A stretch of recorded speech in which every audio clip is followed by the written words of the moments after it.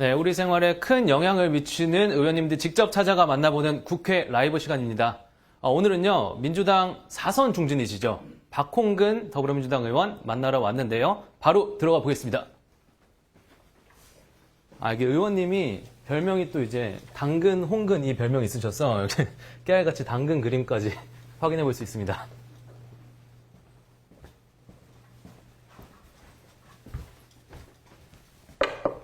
의원님 안녕하세요. 네, 안녕하세요. 아이고, 네, 바쁘신데 시간 내주셔서 감사합니다. 환영합니다. 네, 어서 오늘 오세요. 오전부터 회의 있으시더라고요. 제가 아까 와서 준비하느라 좀 봤었는데. 네, 월요일 오전마다 네. 일주일 업무를 놓고 우리 보좌진들하고 회의를 갖습니다. 그래서 그렇게 바빠 보이셨군요. 네. 아까 들어오면서도 보니까 당근 별명 여전히 유효하게 활용하고 계시는 모습도 봤습니다. 제가 원내대표 할 때 네. 이름이 홍근이잖아요. 네. 그래서 홍당무가 연상됐는지 네. 팬들이 네. 그때 이제 홍근 당근 이렇게 했는데 그래서 이렇게 이것도 이런 있네요. 홍당무 당근을 들고 있는 인형도 팬들이 선물해 준 바가 있었는데요. 네, 근데 제가 이제 그걸 좀 다시 좀 바꿔서 네. 당근 홍근. 그래서 이제 당신 근처에 홍근 이렇게 요즘 많이 불리우고 있습니다. 그래서 좀 들어본 멘트이기도 하네요. 당신 근처에. 네, 저건 그럼 원내대표 때 선물 받으셨던 그렇습니다. 선물이세요? 네. 꽤 오랫동안 잘 간직하고 계시는 걸로. 예, 뭐 팬들의 마음이니까 계속 간직해야죠. 얼마나 더 오래 있는지 한번 제가 지켜보겠습니다. 네, 네. 그러면은 뭐 준비되셨으면 본격적으로 네, 좀 네. 라이브 질문 들어가 보도록 할게요. 네. 제가 앞서 말씀도 나눠봤었는데 원내대표 하셨었잖아요. 네. 마침 어제가 또 김병기 원내대표 취임 100일 간담회 가졌습니다. 그랬죠. 네. 원내대표 출신으로서 현재 민주당 뭐 방향이라든지 현재 민주당 현 주소를 한번 진단해 보신다면 어떨지요?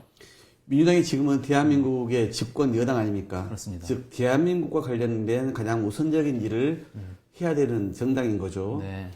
당연히 두 가지의 동시적 숙제가 있다고 저는 봅니다. 네. 그 첫 번째는 아무래도 국가를 정상화시키는 일입니다. 작년 12월 3일 내란 계엄 이후에 네.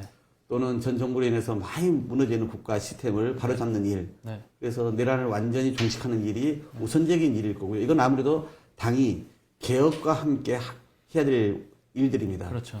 그리고 이제 대한민국의 지금 민생과 경제가 매우 힘든 상황이란 말이죠. 네. 그래서 이 꺼져가는 저성장을 다시 일으켜 세워야 되는 이 중차대한 숙제를 안고 있죠. 네. 대통령께서 연일 현장 행보를 하고 계시지 않습니까? 네. 따라서 여당으로서 그런 대통령과 정부의 이 민생과 경제를 활로를 찾는 그 일에 제가 적극적인 뒷받침을 해야 되는 이 일이 동시에 있다고 보고 있습니다. 맞습니다. 지금 초반이지만 그럼 현재까지 민주당 잘하고 있다고 보실까요? 예, 이런 네. 이 개혁과 정상화, 그다음에 이 민생과 경제의 이 활로를 찾는 일, 이 두 가지 너무나 중차대한 일 아니겠습니까? 네. 저는 올해 정기국회에서 대체로 이 앞부분만 많이 국민들께서 보시는 것 같지만은 네. 이미 많은 의원들이 법안을 내놨고 네. 이번 국정감사와 그리고 연말 법안과 예산 처리하는 데 있어서 이런 민생 경제에 방점을 두는 그런 법안들과 예산을 많이 저희가 처리할 수 있을 거라고 확신하고 있습니다. 네, 앞으로 기대도 많이 되는 대목으로 알겠습니다. 그럼 조금만 더 들어가 보겠습니다.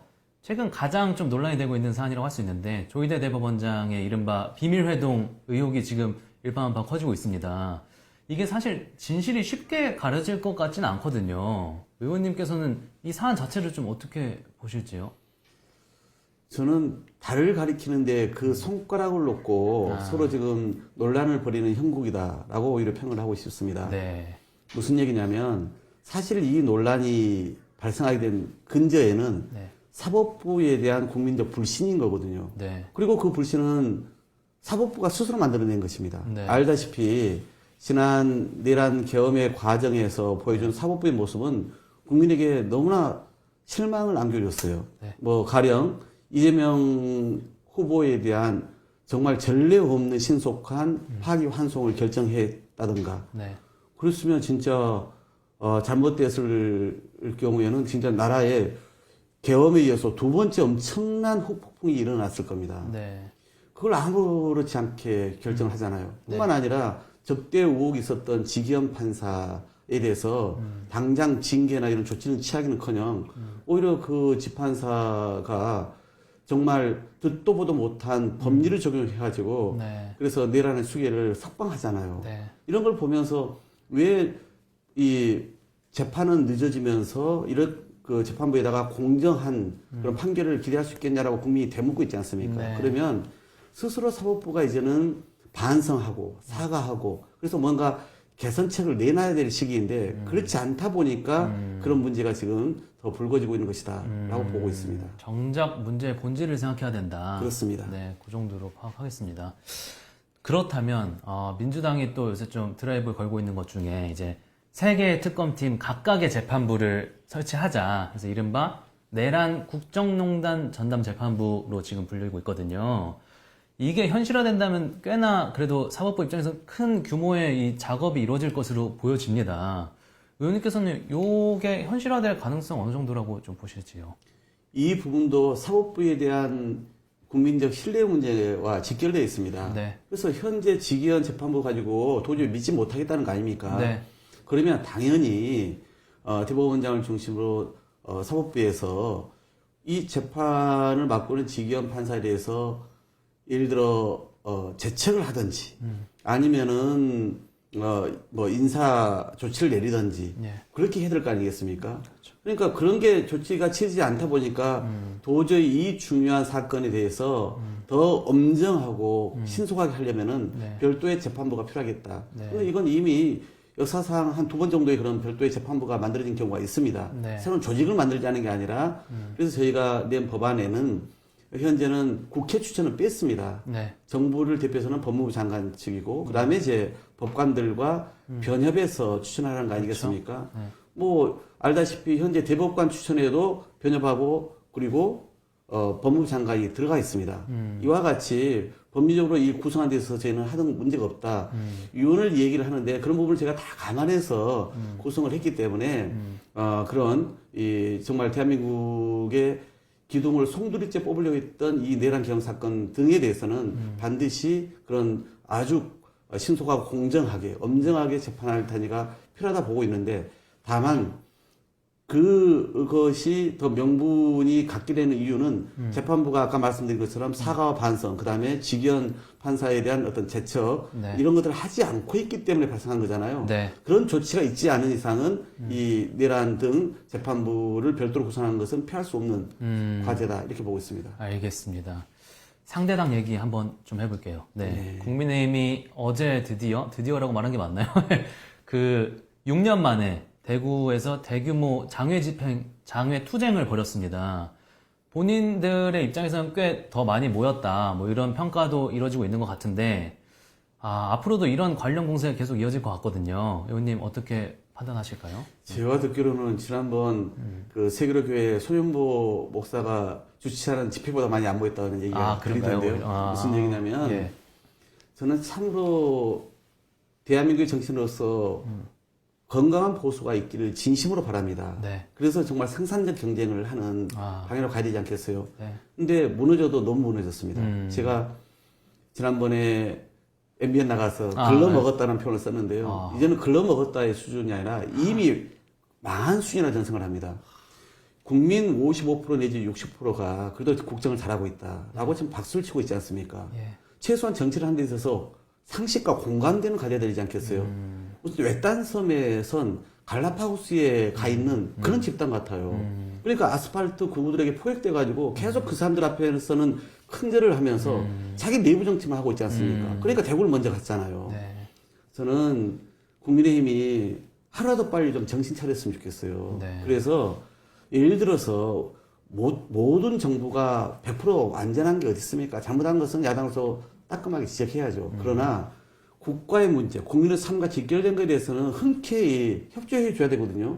제가 원내대표 윤석열 정부 첫해했습니다. 그때는 워낙 본인들이 실책을 많이 했어요. 네. 인사 문제, 용산 이전 문제, 예. 김건희 여사 관련된 여러 가지 의혹에 이르기까지. 네. 그래서 제가 원내대표 할 때 지지율이 28%까지 떨어졌습니다. 그랬었나요? 그건 우리가 아프게 지적해서의 문제가 아니라 자기들이 잘못해서 그렇죠. 컸던 거라 저는 보는데 그럼 지금과 같은 상황에서는 더구나 내란을 일으킨 대통령을 만들고 또 거기에 협조했던 동조했던 정당으로서 반성하기는커녕 예. 이렇게 거리에 나가서 마치 대선을 불복하는 예. 듯한 그리고 여전히 이 내란 계엄을 동조하는 그런 주장을 해서야 되겠습니까? 네. 참으로 걱정입니다.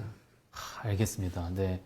관련 질문일 수도 있는데 어쨌든 국민의힘의 이런 투쟁 이유 중 하나이거든요. 이 특검이 지난번에 이제 당원 명부 압수수색하는 과정에서 통일교 11만 명의 이제 통일교원들이 그 국힘 당원 명부에 있었다. 요런 게 이제 논란이 되고 있습니다. 국민의힘은 근데 이거에 대해서 어차피 대한민국 국민 중 500만 명 가까이는 국힘 당원이다. 그래서 통일교 한 120만 명 중에 11만 명이 당원인 건 문제가 없는 사안이다. 이렇게 맞서고 있어요.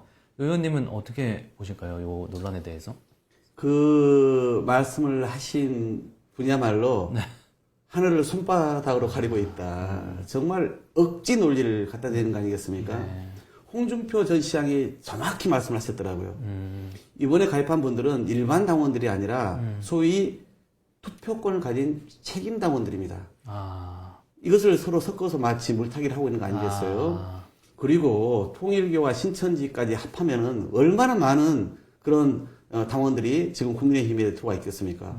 윤석열 대통령을 그 사람들 주도해서 만들고 그 이후에 당대표 선거에도 관여를 했다는 것은 헌법이 정하고 있는 정치와 종교의 분리를 정면으로 위반하고 있는 것이에요. 네. 이 심각성을 느끼지 못하고 있다는 것 자체가 정말 의아스럽습니다. 네. 그래서 제가 올해 3월에 하도 답답해서 이렇게 내란이나 외환을 일으킨 대통령을 배출한 네. 그래서 형이 확정된 이런 정당은 해산토록 한 법안을 냈거든요. 이것도 마찬가지로 그런 헌법에 있는 이 종교와 정치의 분리를 정면으로 위반하고 있기 때문에 네. 이건 해산감이에요. 네. 계속 스스로 그런 자기 잘못을 너무 중대하게 저질렀음에도 불구하고 반성치 않는 모습으로 정말 나오고 있는 것에 대해서 기가 찰 따름이거든요. 네. 알겠습니다. 잘 들었고요. 사실 어떻게 보면 요거 여쭤보려고 네, 네. 한 거기도 한데 요거 안 여쭤볼 수 없을 것 같습니다. 네. 네. 의원님 최근에 계속 이제 공보방도 개설하시고 좀 기자들과 소통도 활발히 하고 계십니다. 그리고 메시지도 보시면은 점점 세지고 계세요. 이렇게 관련 메시지들이. 아니요. 그러지 않으세요? 그동안 꾸준하게 유지는 해왔고요. 그래요? 그건 네. 제 판단인가요? 네, 네, 어쨌든 네. 그렇게 느껴는 졌는데 자연스럽게 이게 서울시장 후보로 좀 거론되고 계시거든요. 네. 단도직입적으로 한 번만 여쭐게요. 네, 차기 서울시장 후보 나가실 의향 있으신지요? 당연히 뭐 의지를 국권이 갖고 있고요. 국권이. 네. 네. 그래서 뭐 대통령께도 이제 말씀드린 적이 좀 있고, 뿐만 아니라 이제 저에게 결단하라, 결심하라라고 권유하면서 이미 많은 분들께서 네. 뭐 이런 전문가들부터 시작해서 조직 활동하는 분들의 일위까지 네. 도와주고 계십니다. 그래서 그분들하고 긴밀히 상의하면서 내부적으로 좀 준비를 하는 과정을 밟고 있고요. 서울이 지금 큰일 났거든요. 네, 네. 과거에 천 몇십만 명이 살던 도시가 지금 930만으로 줄어들었지 않습니까? 네. 계속 경기도 일원으로 이제 빠져나가고 있고, 더구나 이제 행정수도 이전한다고 하면, 그러면 수도 서울로서 유상에 대한 염려도 있죠. 그래서, 저는 서울이 이렇게 국제 경쟁력이 이제 더 약화될 위기에 빠져 있는 상황인데, 여기서 뭔가 새로운 모멘텀, 새로운 어떤 대전환을 이뤄내지 않으면 안 돼요. 더구나 오성훈 시장 들어서서 벌써 지금 4년 한 반 가량 되어 가실 텐데, 맞습니다. 그 사이에 빚이 한 17조, 18조에서 한 25조까지 7, 8조 늘었어요. 그러니까 계속 이렇게 전시성, 알다시피 과거에 동대문 그 디자인 플라자, 그다음에 세빛 동동섬, 최근에는 한강 버스, 그리고 지금 또 서울 링도 1조 들어서 만든다는 거잖아요. 그러니까 국민들한테 뭔가 이런 보여주식만 하지, 그로 인해서 수천억의 빚은 더 늘어나는 것인데, 오히려 이런 빚의 홍수에 서울은 허덕이고, 지금 허우적거리고 있는 상황인 것이고, 시민들의 지갑은 더 메말라가는 상황이잖아요. 더 이상 늦출 수는 없다. 그래서 서울의 도시 경쟁력, 그리고 거기서 살고 있는 시민들의 삶의 질을 획기적으로 높이기 위한 이제는 전면적인 그런 개혁이 필요하다라고 하는 확신을 갖고 있습니다. 제가 더 예민한 질문은 좀 저도 조금 드리기가 좀 어려울 것 같고, 그럼 의원님께서 보시기에, 의원님 지금 확실히 말씀 주셨으니까, 의원님의 뭐 다른 후보들이 앞으로 좀 나올 거잖아요. 네. 의원님만의 장점이라든지 어필하시고 싶으신 부분이 있으실지요?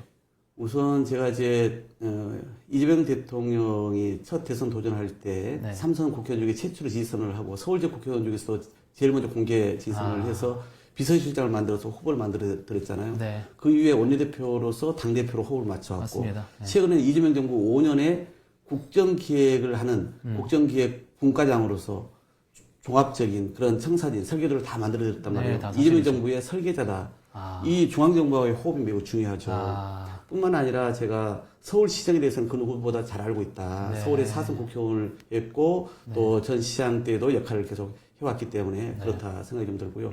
무엇보다 서울시는 어떤 강한 정치적 색깔보다는 유능한 행정가 이미지로도 선호하는 부분이 있습니다. 그래서 강남과 강북의 이 너무나 심각해진 이 격차도 해소를 해야 되고 그리고 AI, 금융, 그다음에 문화 관광의 도시로서의 발전 네. 이런 걸 통해서 서울의 어떤 경쟁력을 키우는 데 있어서의 정책적 이 능력 이것도 매우 중요하거든요. 아. 그런 부분을 좀 잘 할 수 있는 검증된 사람이다라는 강점을 갖고 있습니다.